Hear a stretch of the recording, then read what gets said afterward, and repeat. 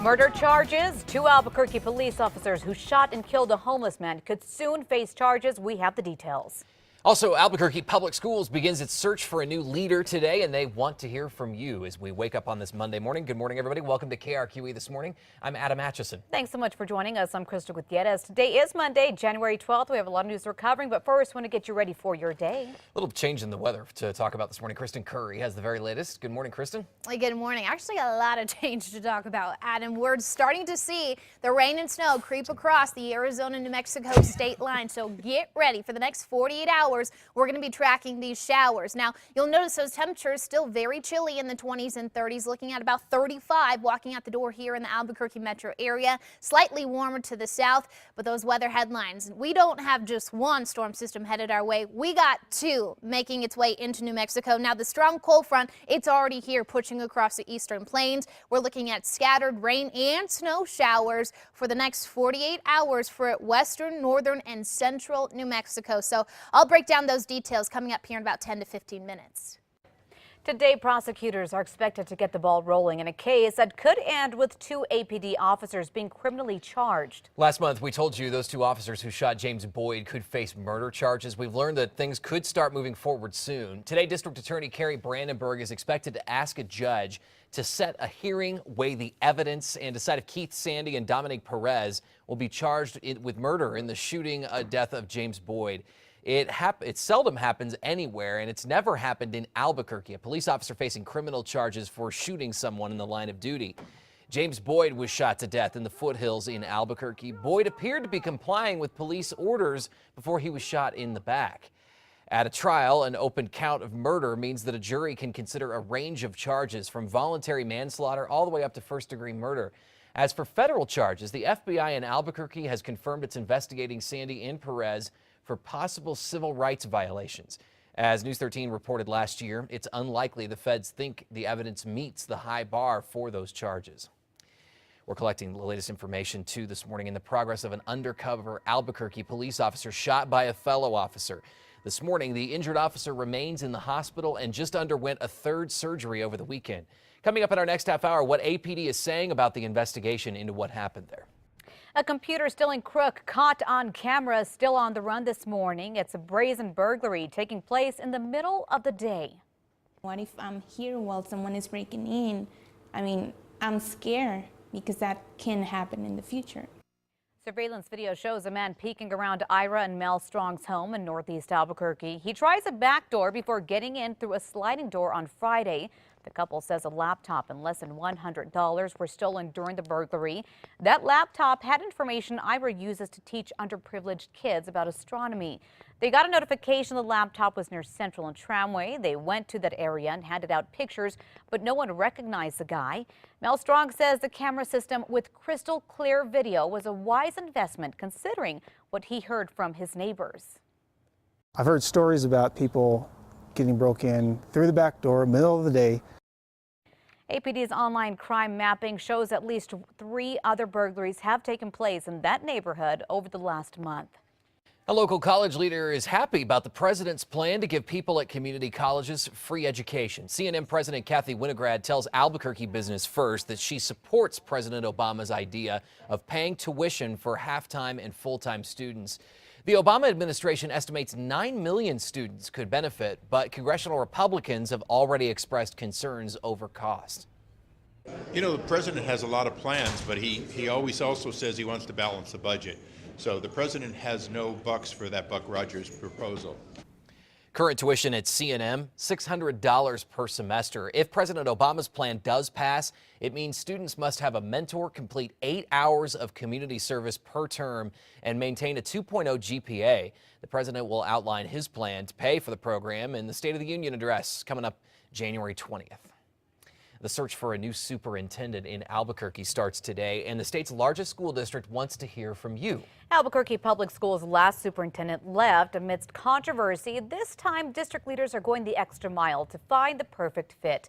News 13's Catherine Mazzone spoke with them to find out more. She's live at APS headquarters. Good morning, Catherine. Good morning, Crystal. Now today, APS will kick off its first in a series of meetings with community, local government, parents, students, and teachers. The idea of these meetings is to really first put together the profile, identify the characteristics and the values and those sorts of things that people in the community feel the next superintendent should have. APS spokesperson Monica Armenta says they'll use that profile to give the school board an idea of what you want in a district leader. But the board will have the final say. Here are the steps the district will take to get there. First, a third party will recruit potential candidates and pass them along. From there, the board will conduct interviews and narrow down the pool. APS says input from the community will be considered. We asked APS what they're looking for in the next leader of the district. Among other things, hear what they had to say. We have a district of 89,000 students and 14,000 employees, so it's a very diverse district. We want to make sure the next person who comes in obviously has a very strong education background, has clear vision, understands equity, what's important to employee morale, what's important to getting the state ahead. Now, there will be a total of 8 meetings, or you can go online and fill out a survey on the district's website. You can find that survey on our website. Just go to KRQE links. Back to you. All right, thanks for the information, Catherine. Brad Winter is currently the interim superintendent. We also asked parents what they want to see in the new superintendent. Hear from them in our next half hour. Time is 5:06. New and developing this morning, divers have retrieved one of 2 black boxes belonging to AirAsia Flight 8501. Indonesian dive teams were able to retrieve the flight data recorder from the Java Sea. They're still working right now to get the voice recorder from the cockpit.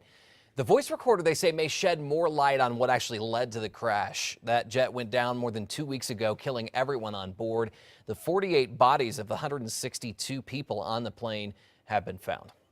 Or I should say, yes, 48 out of 162 have been found. Developing right now, authorities are searching a woman who may have information about last week's deadly terrorist attacks in France. Authorities are still searching for Amadi Coulibaly's girlfriend. Authorities say Iyad Boumediene held hostages in a grocery store just outside of Paris, and she was his co-conspirator. They believe she may have fled to Turkey and is heading now to Syria. 4 people died in the most recent attack on his supermarket. The New York City Police Department is now on high alert after repeated threats from ISIS. A video from September was re-released that told ISIS followers to, quote, rise up and kill intelligence officers, police officers, soldiers, and civilians. The threat specifically names the U.S., France, Australia, and Canada as targets. A memo released within NYPD tells officers to, quote, remain alert and consider tactics at all times while on patrol, especially in light of the attacks in France. Authorities say the message is similar to previous threats released by ISIS and al-Qaeda. As investigators piece together what happened in a shooting that left an officer in critical condition, the community is stepping in to help. And caught on camera, a small boy seen dangling from a chairlift, then falls and survives. The rest of this dramatic video coming up. Good morning, everyone, and welcome to KRQE News 13 this morning. I'm Crystal Gutierrez. I'm Adam Atchison. It's Monday, January 12th. We're getting over to the top morning headlines right after we check the weather forecast this morning. Rain and snow headed for the state. Let's get to Kristen Curry. And good morning, guys. Yeah, we got a lot on the way as far as rain and snow goes. You can see we're already seeing a little bit creep across that Arizona-New Mexico state line. Now, most of this is just rain as we talk this morning, but it is likely that this will all turn into snow overnight tonight heading into Tuesday. Now, those current temps are still very chilly in the 20s and 30s. You're walking out the door to 35 here in Albuquerque, so kiddos definitely need a jacket on their way to the bus stop this morning. You can see the winter weather advisories, winter storm warnings, and watches posted for pretty much everyone across northern and western New Mexico. A lot going on within the next 48 hours. I'll break down the details on not only the timing, but what exactly we expect out of these 2 storm systems headed our way. That coming up in about 10 minutes. Kristen, thanks. We're staying on top meantime of how the Albuquerque police officer shot by a lieutenant is doing. Right now, that officer is in critical condition after undergoing a 3rd surgery. 2 undercover detectives had just bought $60 worth of meth from 2 men at the McDonald's on Central and Tramway on Friday morning when the officer in the driver's seat, police say, signaled for another detective to move in. News 13 has learned shortly after that Lieutenant Greg Brackle opened fire at the car, critically injuring a detective in the back seat. APD won't say how many times that detective was shot or what his injuries are. Remember that these officers are out there putting their lives in the line, trying to protect our community. They were out there working this case as a result of the community outcry of the narcotics activity that was occurring in this area. The department says an investigative team made up of different agencies is still conducting interviews. They say the detective's family is still making their way to New Mexico from out of state. And as the officer continues to recover this morning, fellow officers and even complete strangers are now stepping in to help pay for his hospital bills. News 13 has learned an APD sergeant has set up a GoFundMe page to help raise money for his medical bills. According to the webpage, the detective has been with the department for 10 years. The page was created yesterday afternoon. As of last check, they've raised nearly $2,000. The sergeant behind the page says this detective has a long road ahead of him. Some viewers have asked about News 13's decision to air the name of Lieutenant Greg Brackle. News 13 believes there's a public interest in publishing the name of a high-ranking, taxpayer-paid police officer who is now the subject of investigations for shooting fellow officers. News 13 has not aired video of him since APD says he works in an undercover capacity, even though we have interviewed Brackle on camera numerous times, most recently for a story that aired in October 2013.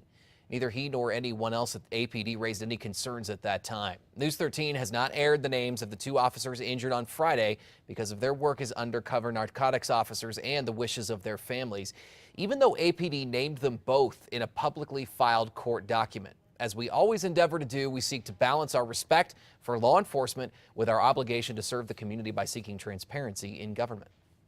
Meanwhile, an officer shot during a traffic stop last weekend is reportedly in good spirits. Officer Lou Golson was shot 3 times, police say, by career criminal Christopher Cook. Golson is still recovering at UNM Sandoval Regional Medical Center this morning. It's unclear when he will be able to go home. And as we uncover new details on the shootings of these APD officers, we'll be keeping you updated on air and, of course, online. You can read the criminal complaints related to these stories and see the photo gallery. That's at KRQE.com. Time is 5:34 and new developing this morning. A woman is in the hospital after being thrown from her car. It happened along Montano, just east of Rio Grande yesterday. Investigators say it was just one car involved. Police say the driver was ejected and then transported to UNM Hospital where she remains this morning. We don't know her condition right now. Deputies are investigating the cause of that crash. We'll bring you the latest as that information becomes available. The state's largest school district is on the hunt for the next superintendent, and today is your chance to weigh in on who they should pick. News 13's Catherine Mazzone spoke with district officials and parents of APS students about what they want in the next superintendent. She's live at APS headquarters with the details on that search. Good morning, Catherine. Good morning, Crystal. Now, after APS's last superintendent, Winston Brooks, resigned amidst controversy, the district isn't cutting any corners in finding his predecessor.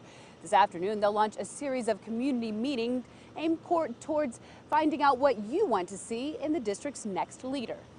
The decision of who will lead the district is one of the most critical decisions we'll make as a community. Of course, the Board of Education APS spokesperson Monica Armenta says the gravity of this decision is why they're going to the community for input first to come up with a profile for the perfect fit. She says the Board of Education will use a third party for the first leg of the nationwide search. The district wants someone who is passionate about student success, has a clear vision, and is set on getting the state ahead. While the school board will have the final say, Armenta says they'll also consider what parents have to say. Pays more attention to the kids, you know, because it's all about the kids. We need teachers. We're short on teachers. These classrooms are getting bigger, and nobody's really paying attention to what these teachers need. Of course, we need education, but we also need teachers to give that education. They're available for the students and for the parents in the community. Now, APS also has a survey online that you can fill out. Just head to our website and check under KRQE links for more details. Back to you. All right, thanks for that information, Catherine. Brad Winter is currently the interim superintendent. Today's meeting is from 6 tonight to 7:30.